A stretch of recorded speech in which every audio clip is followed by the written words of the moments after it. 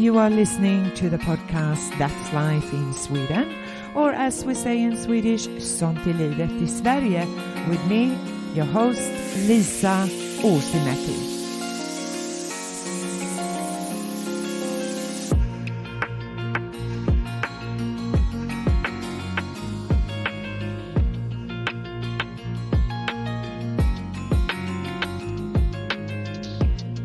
Today I'm speaking via the mobile phone with Shane Cuthbert from CAIRNS, Australia.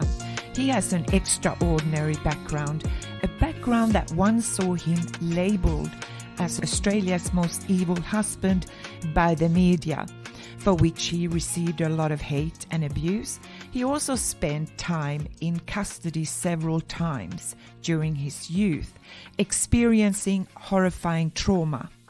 Yet against all odds, he has been able to turn things around and today has a double degree in psychology and law from Central Queensland University and running as an independent for CAIRNS Council, together with another independent, former Magistrate Pat O'Shane, who once sentenced Shane as a youth offender. Welcome, Shane Cuthbert. Thank you. Thanks for having me. Growing up, did you have a male role model around who you looked up to? Look, I didn't really. I mean, there's not one that I can sort of name and say, that was my role model. If anything, I probably had many. Obviously, I had throughout my schooling some great school teachers. I didn't have contact with my dad from about age 4 to 15 or 16, which caused me a lot of grief as a child. I think dealing and not understanding the relationship breakdown of parents. I was young. I just couldn't figure out why I couldn't go home anymore. Had I done something? Was it my fault? And I've worked with since a lot of adults that have also felt the same way, blame themselves for their parents' divorce, and obviously it's got nothing to do with the children. That's a choice that some parents make, and it's just poorly handled sometimes, I think, and it's at the expense of the children. And when you're a child, you can't speak up and you can't tell your parents about that. I remember when I was a child, I didn't really understand what was happening myself. So I wasn't in a position where I could talk to my mum and say, hey, I'm feeling this way, or, I'm confused about this. It just never really happened, unfortunately. And it's not until, you're in your 20s and 30s, or you do a lot of soul searching and you ask those questions, but you start finding the answers. So it was really a confusing time for me as a child, and not having that sort of male role model. I mean, when I was a young child, I was lucky. I had my grandfather. He was great. He was the only person that really, I feel like, loved me unconditionally. My mum, I think, struggled having young kids as a single mum, trying to study, trying to work and juggle, kids at the same time. And, she was young herself, she was 20. So to have two young kids, under the age of 4 at that time was difficult for her. And I remember I used to get in trouble and I used to get sent away to my grandparents' house. And, they never asked me what I had done wrong or never blamed me or punished me for anything. They just sort of gave me this unconditional love. My grandpa was a builder and he'd always just say, look, here's a paintbrush. Let's go paint the house. Let's go build something. Let's put something together. So he turned sort of that negative energy into positive stuff. And he passed away, sadly, when I was, in my early sort of teenage years, at a real pivotal time. Okay. What about schooling? My schooling was really interesting. So in Australia, we have really 12 years of schooling split into primary school and then high school. I only did maybe 4 or 5 years, maybe, of schooling. I did my first 3 years schooling. I was actually getting bullied by other kids at the time. I had an injury. One of these kids picked me up, threw me to the ground. I had a compound arm fracture, which meant that I spent a few weeks in hospital recovering. While I was in hospital, I got addicted to morphine, which was a real terrible time for me, coming down off that, just vomiting and being sick and things like that. And I was still struggling with, not having a father figure and some issues at home. And so I actually went back to school, and I confronted these bullies. I took a little pocket knife to school, and I didn't do anything, but because I'd done that, the police were called, and I wasn't expelled from school, but I was obviously asked not to come back. And the teachers were aware that, I was obviously suffering from some issues and I needed some help. So I actually then spent almost 12 months in a hospital for kids, really, for a mental assessment and things like that. And that was not ideal for me, because I was around a lot of other kids that were more, there were kids there that were more violent. There were kids there that, could swear and use more profanity. There were kids that had some serious mental health issues. And I really learned a lot of bad habits there, and I really then learned a lot of things that weren't good. And as a kid that wasn't getting attention from my father, the attention I was getting from my mum I don't think was very good. I was learning then to get attention in negative ways and acting out, and I just never fit back into the schooling system again. So, fast forward. How old were you? When the accident happened, I was about 7 or 8. Wow. Yeah. So I was quite young. And then from about age 9, I was still in the mental hospital for children. And, so then my early teenage years, I was actually homeschooled by my mum. So that conventional schooling and stuff I didn't really have. And obviously one of the greatest hurdles for me in my early teens was that social aspect. So, I was doing the homeschooling and, learning, to read and write and do, mathematics and all of those sorts of things that you learn at school. So I was learning the theory, but, I was missing out on having friends and, hanging out at lunchtime and that social aspect. So I found it really difficult to try and fit in with other teenagers and make friends, later on as well, which caused me a bit of trouble as well. So thinking back, do you remember how old you were when things led you astray and you began being involved with petty crime offences? Was that kind of the starting point when you were 8, when you brought the knife to school? Look, that was probably where it started. It certainly, I think it got worse after I went to the mental hospital, because I learned all these bad habits, these negative ways of getting attention. But really that struggle in those early teenage years, 12, 13, struggling to fit in with friends. I'm hanging out with the wrong crowd. I'm doing bad things. We used to go around at night and break stuff. We wouldn't go home.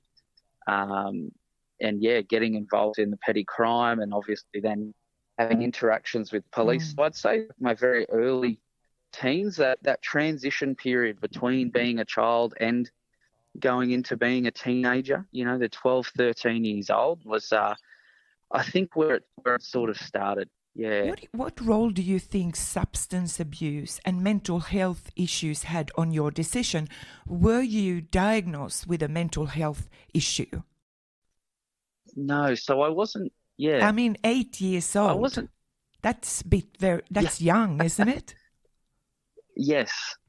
And I think at the time, I think we've come a long way. I certainly know, having studied psychology now, we know a lot more about children. I mean, I look back at my childhood and I think there was a lot of people around me that were really confused and they didn't know what was happening. Certainly my parents, but even, doctors, nurses, psychologists and things.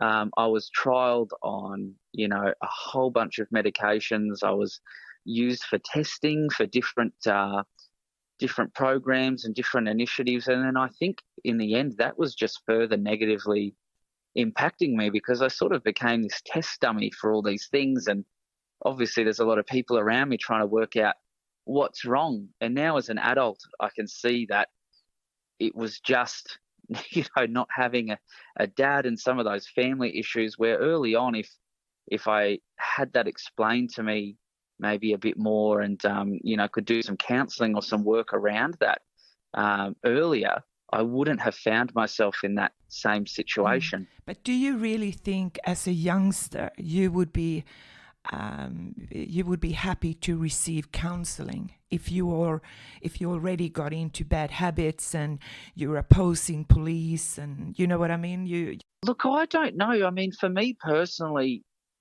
I think I was always seeking, love and guidance and support. I think I would have valued that to have that connection. It's hard to say looking back because I was sort of, I guess acting out and being anti-police and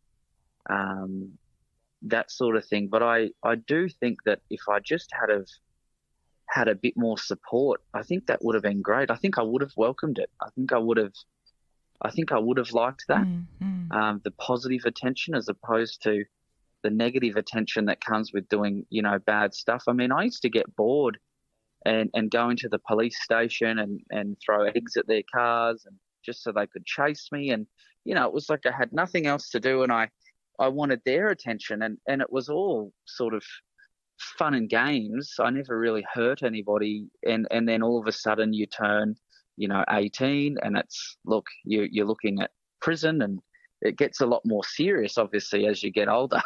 Absolutely. So you were quite aware of the choices you made as a youngster, like, when you were 18. I don't think I was at the time. I mean, now that I'm looking back, I'm very, I see things maybe through a little bit of a different lens. Okay. But yeah, no, at the time, I didn't really care. And this is because of obviously substance abuse plays a huge, huge role as well. So you're not thinking clearly. I know that at that time, obviously my brain was underdeveloped. I wasn't thinking clearly anyway. So to mix that with substances and other things, it really is, like sort of a mixture for disaster, really. Influence did social media have on you? Look, by the time social media was really popular, I mean, so I grew up when I was a teenager and we didn't really have mobile phones yet. I'm 33, so, social media for me, I think that was, yes, maybe around being 18, early 20s, probably became or started becoming a popular thing. Obviously, it's, everyone has social media now. But I remember probably first getting a Facebook around that 18, 20 years old mark. And it wasn't at the time. We thought it was for old people at the time. In all honesty, I remember thinking, my mum has Facebook. It's for old people. We weren't really interested in that stuff. At the time. Obviously it changed later. I'm big on social media at the moment. But yeah, no, we grew up in a time, I think really, I was on that line where social media came in, 10 years before that, people grew up, didn't have it. And then now obviously it's a huge thing. I've got a younger brother who's 18 and he's grown up his whole life with social media and mobile phones and things. But for me, my early life, we didn't really have that, and we certainly didn't embrace it. In Australia, you got this saying, a bloke. How important was it to you to be a bloke, or how did you see yourself? Look, see, for me, because I didn't really have those male role models. I mean, I don't really feel like I had this. I didn't really have anyone to learn, really what being a bloke was, or and I think that shows in a lot of my early years, even my early 20s. I mean, I was charged with offences and I went to court in a clown costume. I mean, I was acting like a kid, in my early 20s. No one really showed me how to be an adult or how to grow up. I think I look back on, where I was at that time in my life, and I think I was doing a lot of stupid things and a lot of dumb things. And I think that's because I didn't have, I was kicked out of home by my mum very early on. So I didn't have that. I didn't have that family environment. I didn't have that mum and dad. I'd lost my grandparent, that I looked up to very much when I was younger. So I didn't really have that, at the time. I'm just hanging around a bunch of other kids that are also out on the streets committing crimes, breaking things.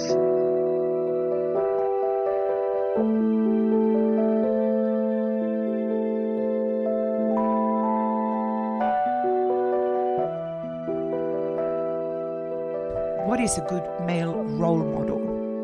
If you were the way you are thinking today, and if you could say to your younger self, your 80-year-old, what would he look like?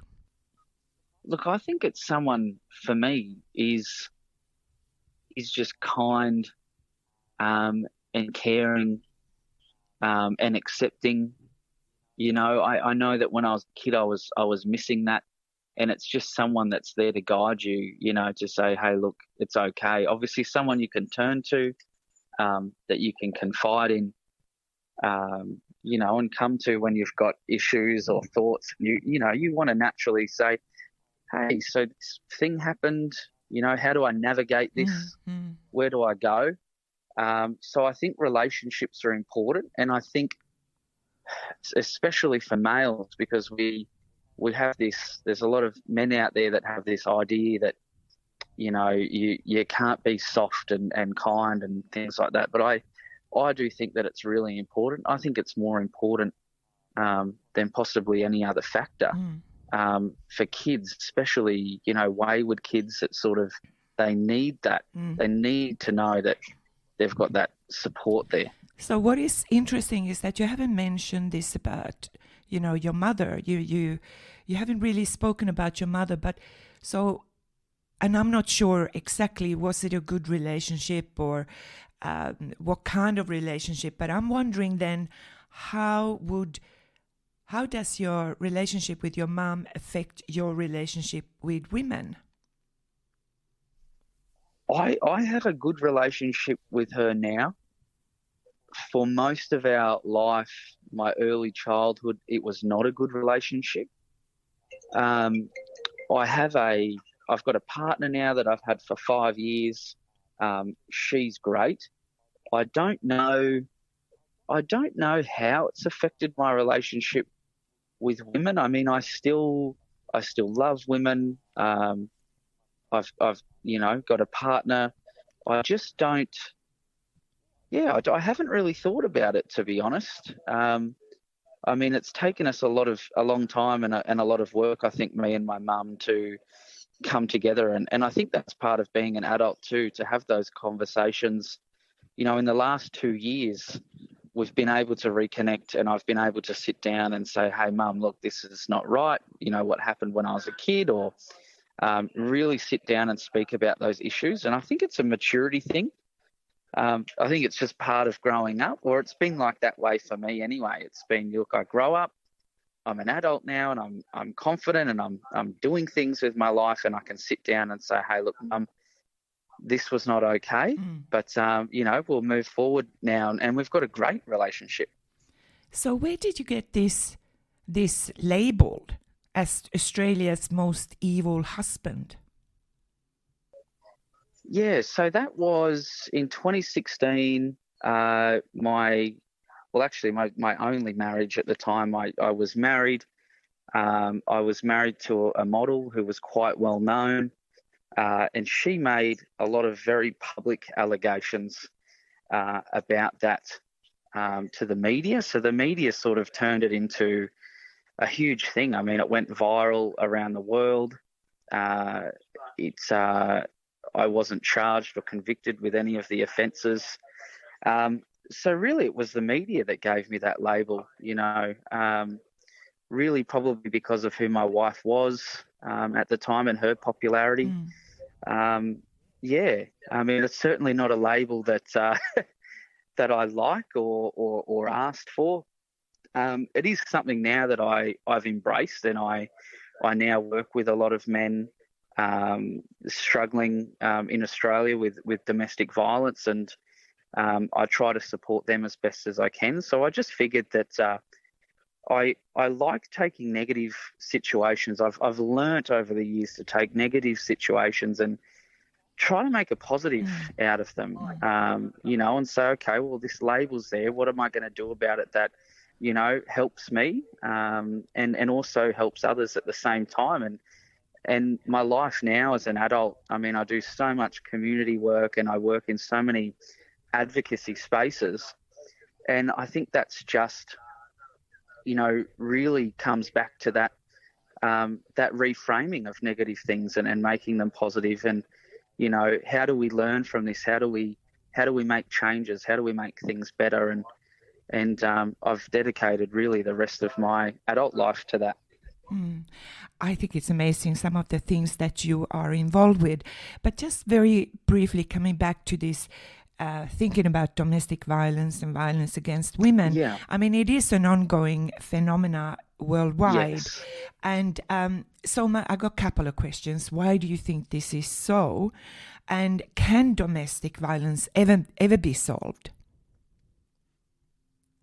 Look, so it's really a two-part question. It is something that is, around the world is out of control. And what we've seen now from the research and the data is that it is a gender-based issue. It is an issue. It is, it comes back to those expectations we place on men and the masculinity and things like that, which, traditionally, yes, men were hunters and women were sort of gatherers and nurturers, and that's starting to change now. And I think what's happening there is you've got these masculine perceptions and expectations, and we're being placed, as men into, our situations are changing. You've got stay-at-home dads and things, and I think that socially we are struggling to adapt and keep up. And obviously it's interesting that it seems to be men specifically that, are really struggling with that.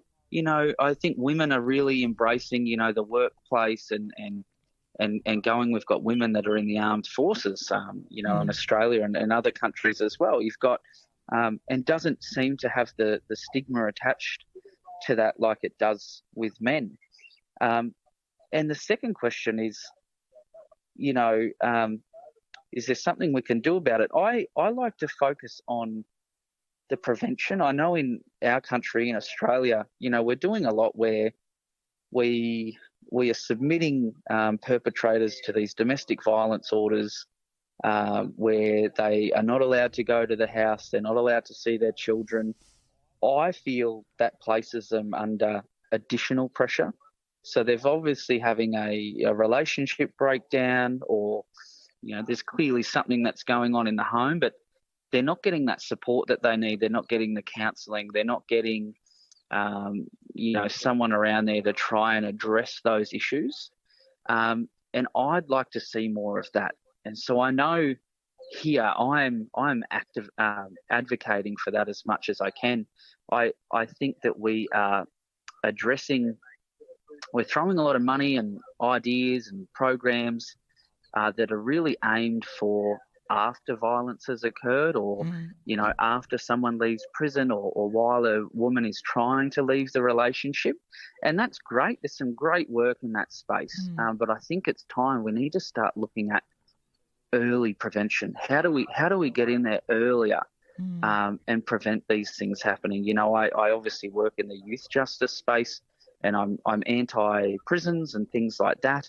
And really the idea behind that is, if we've got someone committing a crime, and we're locking them away as a punishment, that's great. But why aren't we looking at preventing the crime in the first place, with social supports and housing? And obviously there's a whole lot of things that go into that. But I think the same applies in the domestic violence space. I think if we've got families or men that, are having troubles with their anger, or, there's arguments in the home and things like that, why are we not looking at, therapeutic-based approaches early on, to make sure that obviously women are safe, children are safe. We often forget that there's a lot of children that may not be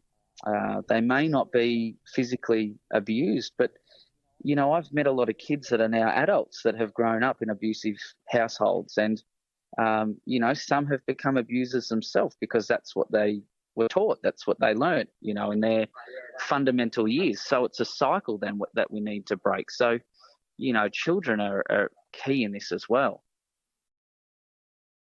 I just think there is something to be said about the identity of the male, and sometimes it seems like it's not quite clear, and that is why a lot of young men choose to go into social media and join all kinds of insidious groups. Or I'm just, and you're talking about that needs to be prevented before, and I'm just, what do you mean? When would you do that? I mean, and how? Look, I think it starts with, educating kids, and parents as well at the same time, and men that do have children, whether that be maybe men's groups or something that has a focus on raising children and what does maybe punishment look like, or I know in Australia now we cannot, there's no abuse at all for children is not acceptable. But for many years, I know when I was growing up, physical violence from my mum when I was, did the wrong thing, happened a lot. And so you normalise it as a child, you grow up and you're an adult then that, is capable of violence. So, it really starts with children is Yes. really early prevention. But the men that we've already got, it's education. It's I think it looks like guys like me that have been there and been through that and come through the other side and now have healthy relationships and sort of, pulling them aside and saying, look, this is the way and this is how you do it. And it's okay. We have this idea as men that we can't talk, we can't seek help. Our suicide rate for men in Australia is 3.5 times that of women, and that's because men don't seek help. Men don't seek support. Men don't seek support for their mental health issues or their substance abuse issues. They're ashamed. There's a lot of guilt. There's a lot of pressure, and we need to change all that. And that's something that I'm doing now. In this domestic violence space specifically. I've spoken about this issue before, and I get a lot of criticism that I run male domestic violence groups where we support one another and sort of peer support, mentorship, and I think that's great, and I know that works. But we've had some negative comments and negative feedback, and people think we sort of this domestic violence group getting together, and which is not the case. We're really trying to focus on prevention, and I think that comes from support and telling other men that, hey, I've been where you are, I've walked in your shoes, and it's okay to seek help. And I think that's something we need to do in many spaces. I mean, domestic violence is one. The mental health space is another. We're losing, far too many men. So we need, I think, really to champion, people like me that are out there saying, hey, I'm a man and I sought help. I mean, I certainly did at many stages throughout my life. And my, I guess if you call it success later in life, really, I mean, I can pinpoint that to a psychologist who now is a friend, but, was visiting me in prison because I had no family to visit me. So he come in for free just to come and visit me. So I had some sort of social link. And, that meant the world to me, because I got out and I sort of thought, hey, I want to do the right thing for this person that's, taken their time to come and help me. And that really worked for me. So I try to do that for other people. I try to be there for other men that are reaching out and seeking help. You are now working on possible solutions and alternatives to reducing youth crime. Can you talk about what it involves? Yeah, so I advocate here our government, when we bring in new legislation, they form committees, and what they do is they seek submissions. I've made quite extensive submissions to various committees. I've been asked to speak to them. So these are government officials that are looking at bringing in new laws or funding particular programs, etc. So I do a lot of work in that space. I also do a lot of work with kids in the community. I've worked on various projects and initiatives over the last couple of years, and I have been advocating in my local community for a 24-hour youth centre, because we have a lot of disadvantaged youth where I live, and our crime rate is quite high, and in particular the youth crime rate here is particularly high, and crime peaks between midnight and 2 a.m. And these are children that they can't go home, and that may be because there's domestic violence or substance abuse at home, and they're out walking the streets, they steal cars, they break into things. And this is at a time where there's no other services operating at night, and so I think that that's a gap, and that's something that needs to be addressed, and I've been advocating for that. But also just because I was one of those youth, so I can relate to how they're feeling. They don't come from the best circumstances, whether there's been a breakdown in their relationships with their parents. Some of them are actually in foster homes. They've been removed from their parents because of violence, or their parents are in prison, or there's drug use. There's also quite a lot of sexual abuse that has occurred. There's a lot of children here that have been sexually abused by family members as well, which is quite traumatic for them, and they don't know how to deal with that. And what it looks like is, it looks like youth crime. It looks like breaking into houses, breaking things. It's that anger, it's that hurt, it's that these terrible things have happened to me. What outlet do I have to, get those emotions out? And it looks like committing crime, unfortunately. And we've got a lot of people in the community that want to see an end to it. They want to lock these kids up forever and throw away the key. I'm anti-prisons for this reason, that basically I think that kids go to prisons. There's more sexual abuse, and there's terrible things that happen in prison. Terrible things happen to me. And that creates a lot more hurt and anger. And then one day the door is open, and you're released, but there's no support, there's no programs, there's no rehabilitation. And we're just releasing now these traumatized people into the community, and they do more crime. It's more serious crime, more violent crime.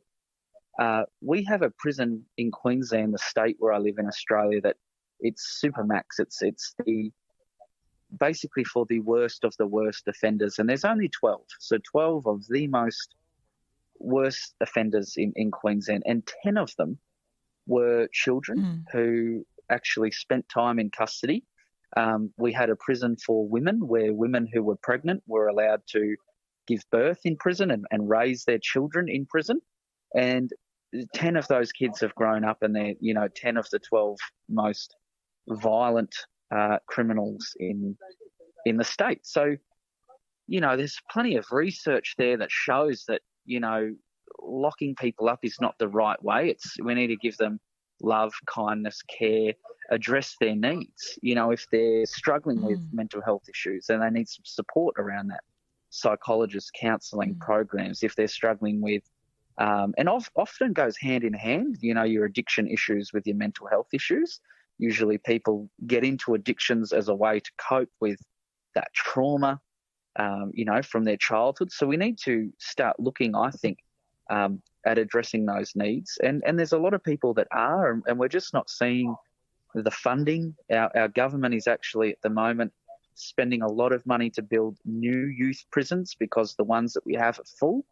So they're actually going the opposite way. They're actually funding more punishment rather than funding, more services and support that actually helps these kids. And it would be ongoing support you're talking about. Yeah. So it's not a quick fix. No, certainly not. Yeah. Some of these kids have experienced, some of the worst things that you can think of, and we expect them to behave and do the right thing, and it's just they need a lot of work and a lot of support. Now you are also involved with a lot of other issues, or you advocate for a lot of things such as that also relate to, I would imagine, reducing or trying to reduce youth crime, and that relates to homelessness. Yes, yeah. And so what is the situation about homelessness in your part of the world, in Cairns? So since COVID, our homelessness has skyrocketed. In part, I think because we had a lot of maybe Australians overseas that during COVID they flew home, which took up a lot of additional housing that we did not have. Then we had a housing boom where prices, just went through the roof, and rentals and the costs for homes just became quite. Just trying to think of the word, inflated. So a lot of people, it was unaffordable for a lot of people. So a lot of people started turning to, living in their cars, living on the streets, just for the simple fact that they couldn't afford a home because we've got a lack of housing here. In the town where I live, CAIRNS, we have 6,000 people here at risk of homelessness, and our population's only about 120,000. So that's about, just trying to think, is my maths correct? It's about 5% of our population, which is probably not a lot in the grand scheme of things. But, I mean, that's a lot of 6,000 people in our town that are at risk of homelessness is really quite incredible. And that's an issue that we have here. And we used to have homeless shelters and things which, for whatever reason, have been shut down recently. So these people are starting to very, very visibly, it's a visible issue now. We have a lot of tourism in our town. We have the Great Barrier Reef. We have the Daintree rainforest, and people travel from all over the world to come here. And we're just seeing homelessness on the rise. People, because they can't go to these shelters anymore, they're on the streets. Yeah. So I was going to say, what are you doing about it? Well, look, at the moment. So come on. This is one of the reasons why I'm now running for council. I've experienced homelessness myself. I've experienced, youth crime myself. I've been a youth offender. And so these are issues that are really our big issues at the moment. And there's something that I've got a little bit of experience with. So I want to get into, power, or to get into council so I can get in there and make some changes instead of waiving development applications for, big fancy buildings. We can look at supporting homeless shelters again and getting people off the street and really focusing more on our disadvantaged here. So that's really my reason for running for election is really to address some of these social issues, things that I think other people have put in the too hard basket and thought, look, we don't want to tackle this. I certainly want to get in and do some good.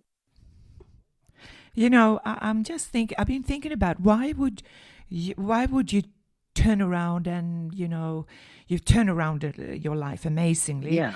But particularly you have a drive to make changes, and then you're pushing for changes. You kind of like, you do believe in solutions, and you believe in long-term solutions from how I understand the stuff that I read about you. And I can only imagine that the people you're up against, sometimes, it's like we talk about, what do they know about the real world? Yes. And of course, coming coming across a person like yourself who is not only really you articulate beautifully, you know the issues, and I think because you know the issues, they're so intimate. It's part of you, who you are.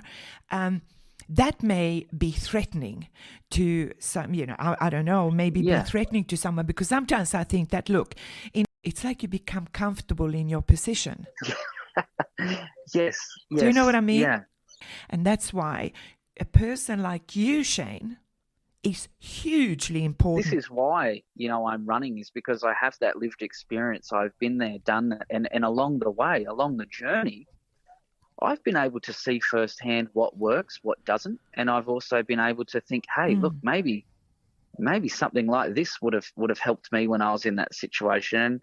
And I think we've got to start listening. I think you're right. I think we've got to start listening to people that have that lived experience, that lived and breathed that space. And really, I'm really passionate about, these things. And it really is because, it also gives me purpose now later in life. I mean, I could have just got a job and thought, I've changed my life. That's great. I'm just going to go and live the best of it, happily ever after. But for me, I have this drive to say, well, actually, no, that's not acceptable. Yeah. I'm not happy with that. I don't want somebody else to experience what I experienced. It's bad enough that I had to experience it, and I want to say, hey, you know what I want to do is turn around and change it so that other people don't have to do that. And that's what drives me and motivates me. It is about having a purpose, but also it is about support. Now, you have, or I understand, the Magistrate Pat O'Shane, who once actually was part of judging you as a youth offender. And she is now a support. You guys she understands you, and don't you? I mean, I think that sort of support and relationship is huge. Yes. Look, and again, I have to agree. I mean, I recognise the importance of it. It's certainly not lost on me. I mean, having someone that has seen the worst of me and sentenced me and passed judgment on me, to turn around later on and support me and say, she did a radio interview actually recently, and she called me like an inspiration and a success story.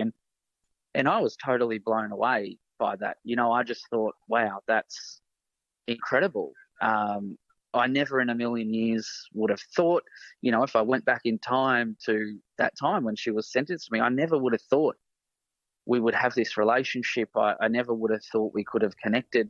I never would have thought then that I would have that support. I mean, it's really, it blows me away still to this day. And I guess it's a credit to what I'm doing, and it's a credit to her as well for being open-minded. We often think these people that are in positions of power and they pass judgment on people, we think that they're against. We think that they are against us, coming from that youth justice space. We feel that the police are against us because they're trying to arrest us, and the judges are against us because they're trying to put us in prison. And I've been able to see another side of that now, recently, is that they are actually incredibly proud to see you doing well and not going to prison and not being arrested. And I think that is just so powerful. I mean, it has been powerful for me. But I think if we can do the same or show that same compassion to the kids that are, committing crimes now, we can really do some good. I think it's really powerful. I only agree with you. I mean, I think it's amazing that you enter in politics. We need good politicians or people with real life experience and prepared to get their hands dirty. It's not going to be about the quick fix. It's going to be real solutions. Now, I got to ask you a question. What did you think about the Voice outcome, the referendum in Australia, the no outcome? What was that like for you? Look, it's disappointing. I had I had a lot of friends that, were voting yes, and I had a lot of friends that were voting no. And even now that the vote has been done, there is still a lot of division. There is still a lot of arguing about it. And I hate that. I want to bring people together. I want to see people connected.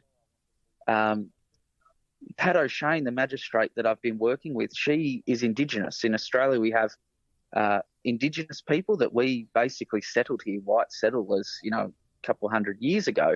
And there's a lot of this trauma, and there's a lot of this intergenerational trauma that, it's been around for years. We took their land, and, about 100 years ago, we were taking their children from them and trying to breed them out. We did terrible things. And there's still a lot of that trauma felt here in our country today. And I think the Voice really showed that. Obviously, there's a lot of people that were very upset. So my friend Pat, the Indigenous magistrate, she was the first Indigenous person in Australia to get a law degree, become a magistrate. She did a lot of things where she was the first to do so. So being able to work closely with her, I've been able to see just how powerful, making change is, but also the struggle behind it. That Indigenous people in this country are still struggling now. And I see it. I see it in our prisons, and I see it in the youth crime space. So with our prison population, when they split sort of Indigenous between white offenders, we've obviously got more white offenders. But when you look at the percentage of the population of Indigenous peoples in Australia, it is really, really, when you look at the incarceration rates, they're really, really high. And that's because of disadvantage and trauma. And that is something that Australia, moving forward, I mean, I'd love to be a part of it. I'm not Indigenous, but I've got many friends that are Indigenous, and I support them wholeheartedly. And I'd like to continue that. I think it's really important for our country. I think it's an important legacy for ourselves. And it's, it disappointed me. It upset me. I don't like to see that division. I'd like to see us come together and fix some of these issues. And it's going to take, I think, people like me to, that are willing to get their hands dirty and do the work, that have that experience. I mean, we've got a lot of politicians in our country that, went to wealthy schools and wealthy backgrounds, and they've never had to spend a night on the street or in the cold. They've never experienced abuse or trauma or addictions. And, quite frankly, there's a lot of them that are into politics because they make a lot of money doing that. And I want to see some people that are in there that go, well, you know what, I actually am someone that stands for the people and a voice for the people and lead by example. Well, Shane, there's so many issues you're involved with. Is there one that is particularly close to your heart? Look, I think it's the youth crime and the youth offenders. It's because they're children. I want to fix homelessness and other things. And, there's a lot of factors. People find themselves homeless through no fault of their own. A landlord kicks them out, or they can't afford it, or, but adults have a bit more power where, they can go and get a better paying job, or they can educate themselves. They can do things, whereas children are very vulnerable. A lot of the decisions that are being made about them are made not by them. They're made by us. They're made by adults. And so for me, I'm really passionate about the kids and helping the next generation and making sure that we are providing better outcomes for them. I think you're just amazing, and I can only wish you the very, very best. And I hope one day I can contact you again and just follow and see what is happening in your life, if that's okay with you. Oh, of course. Yeah, no, of course. Thank you. Thanks again for having me. And honestly, I appreciate it. and you have been listening to the podcast Sånt är livet i Sverige, or in English, That's Life here in Sweden, with me, Lisa Åsimäki. Till next time, take care of yourself and each other. Bye for now.